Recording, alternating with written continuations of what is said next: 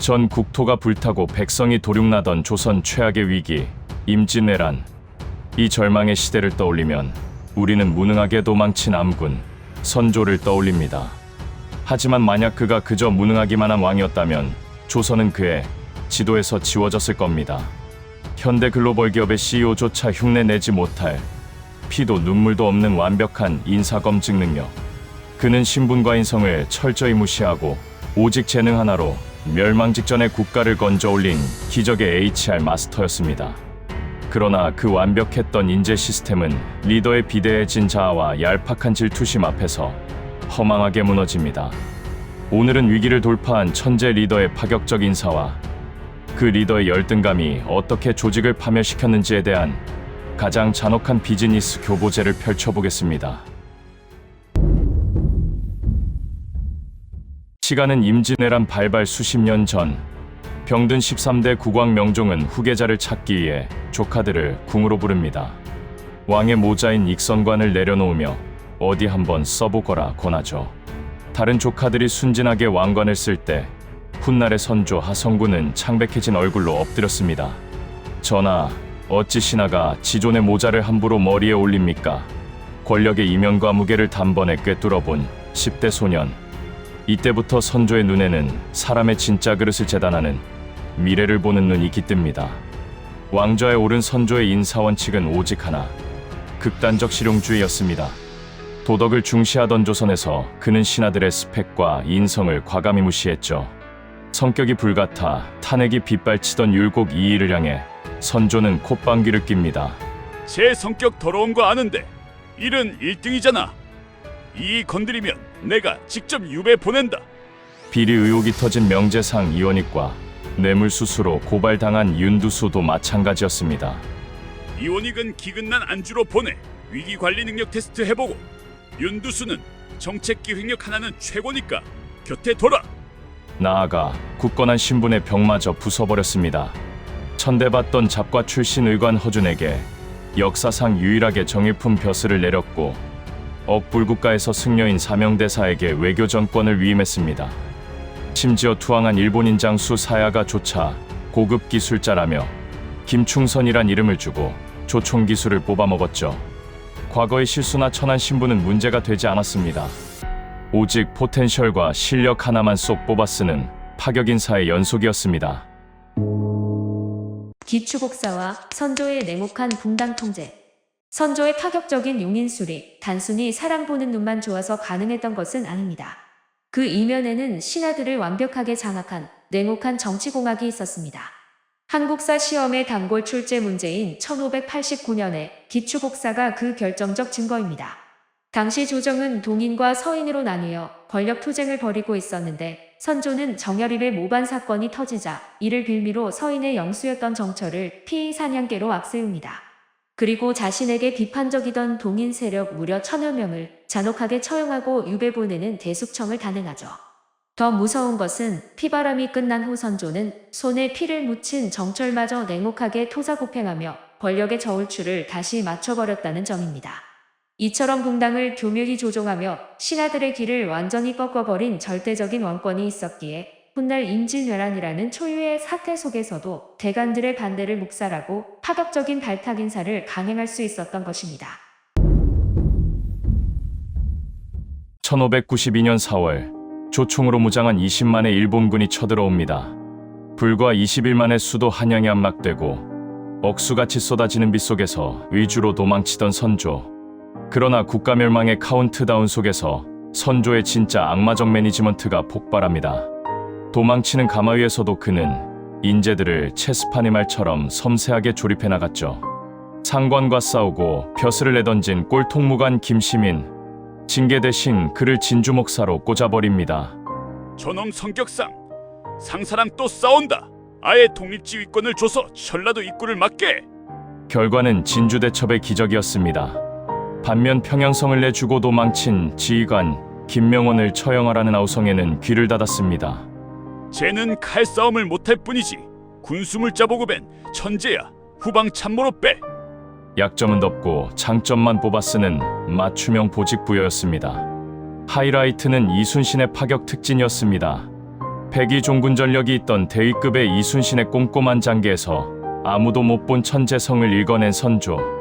그는 대간들의 반대를 무자비하게 짓밟고 중장급 전라좌수사로 7계급 다이렉트 특진시킵니다. 나이 50이 넘도록 무시당하던 권율, 영모의 소문에 시달리던 곽재우 역시 선조의 뚝심 아래 전장의 에이스로 거듭났습니다. 국가이사회의 반대를 뚫은 시의회 독단적 결단이 상장 폐지 위기에 국가를 구원한 것입니다. 전라도를 사수한 기적, 김시민의 진주대첩.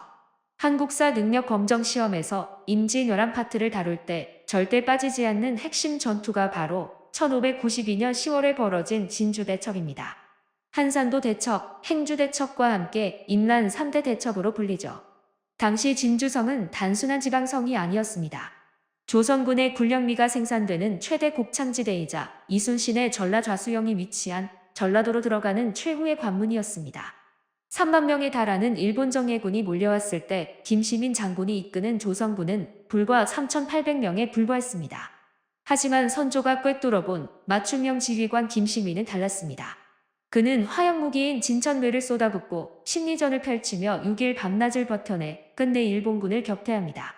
비록 김시민은 마지막 날 적의 총탄에 맞아 전사했지만 이 승리로 일본의 전라도 진출은 완벽히 좌절되었고 이순신의 수군이 활약할 수 있는 든든한 배후지가 온전히 지켜졌습니다.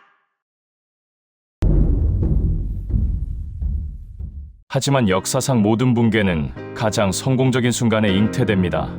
자신의 파격인사가 초대박을 치자 선조의 내면엔 비대해진 자아가 자라났습니다. 거 봐! 내 안목이 맞았잖아. 이 전쟁은 내 통찰력이 이기고 있는 거라고.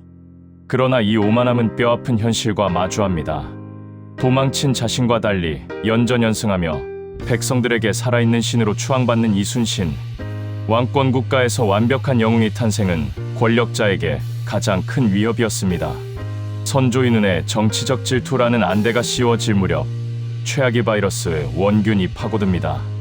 명제상 유성룡과 대간들은 원균의 무능을 경고하며 이순신의 객관적 데이터만을 믿으라 호소했습니다.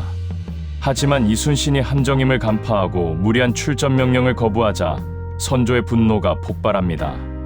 반면 원균은 선조의 귀에 통제사만 주시면 소신이 출격해 외놈들 씨를 말리겠습니다. 라며 달콤한 독을 뱉었죠. 선조에게 진실이나 데이터는 중요치 않았습니다.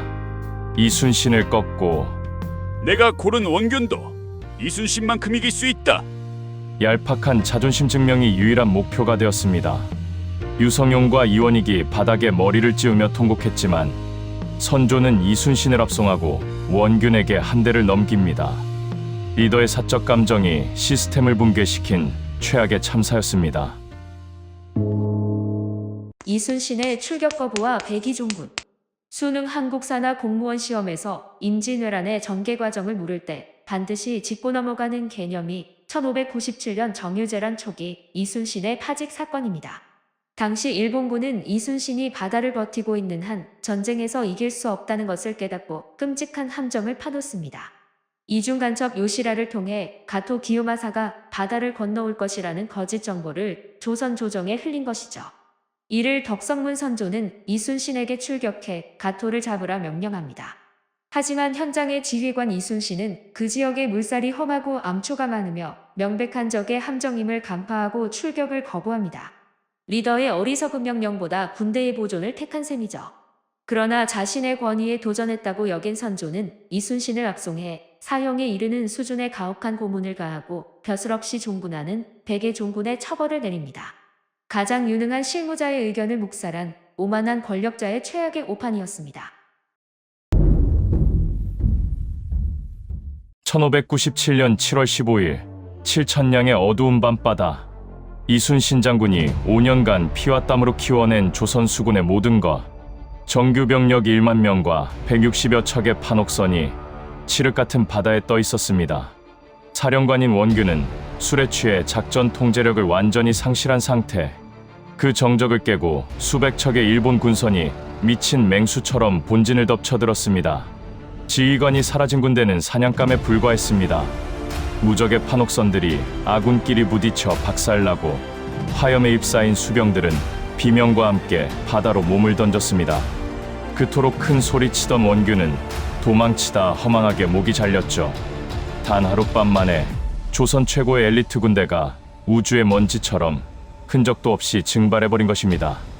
이 괴멸은 결코 일본군이 강해서 일어난 비극이 아닙니다. 리더의 얄팍한 자만심과 현장 데이터를 묵살한 일방적 인사권 행사가 만든 완벽한 인재였습니다. 더욱 끔찍한 것은 선조가 실록에 원균은 용감하게 싸웠다. 패전은 통제사의 잘못이 아니라 하늘의 뜻이다. 라며 끝까지 책임을 회피했다는 점입니다. 리더의 자아가 조직을 망치고도 끝내 실패를 인정하지 못한 권력자의 비참한 민낯이었습니다. 조선 수군 유일의 패배 칠천량 해전. 1597년 7월에 벌어진 칠천량 해전은 임진왜란 7년 전쟁을 통틀어 조선 수군이 기록한 유일한 패배이자 모든 전력을 상실한 괴멸적 참사였습니다. 거북선을 포함한 대부분의 주력 함선이 파괴되었고 제해권을 잃은 조선의 바다는 활짝 열려 전라도와 충청도가 짓밟히게 됩니다. 이 참혹한 결과에 경악한 선조는 결국 자신의 고집을 꺾고 이순신을 다시 삼도 수군 통제사로 복직시킵니다. 하지만 남은 배는 고작 12척. 선조조차 수군을 포기하고 육군에 합류하라는 교서를 내리지만 이순신은 그 유명한 장계를 올립니다. 신에게는 아직 12척의 전선이 남아있사옵니다. 그리고 이어지는 명량해전에서 이순신은 13척의 배로 133척의 일본 함대를 박살내는 기적을 만들어냅니다. 이는 리더의 오판으로 나라를 망쳤지만 진짜 실력을 갖춘 인재 하나가 다시 나라를 구해낼 수 있음을 보여주는 가장 극적인 역사적 순간으로 평가받습니다. 신분과 편견을 넘어 오직 능력으로 기적을 만들고 시대를 초월한 HR 마스터 선조. 그의 결단은 분명 조선을 구한 기적이었습니다. 하지만 나 아니면 안 된다는 오만과 부하를 향한 얄팍한 질투심이 개입되는 순간 리더는 스스로 세운 공든탑을 무너뜨렸습니다. 7천량의 차가운 바닷속에 수장된 수군들의 희생은 500년이 지난 지금 현대의 리더들에게 묻고 있습니다. 여러분의 조직은 지금 부하의 능력을 봅니까? 아니면 리더의 기분을 봅니까? 백성을 버린 암군이자 기적을 만든 천재적 매니저. 선조에 대한 여러분의 생각은 어떠신가요? 지금까지 역사가 숨겨둔 또 다른 얼굴, 역사의 비사이드였습니다.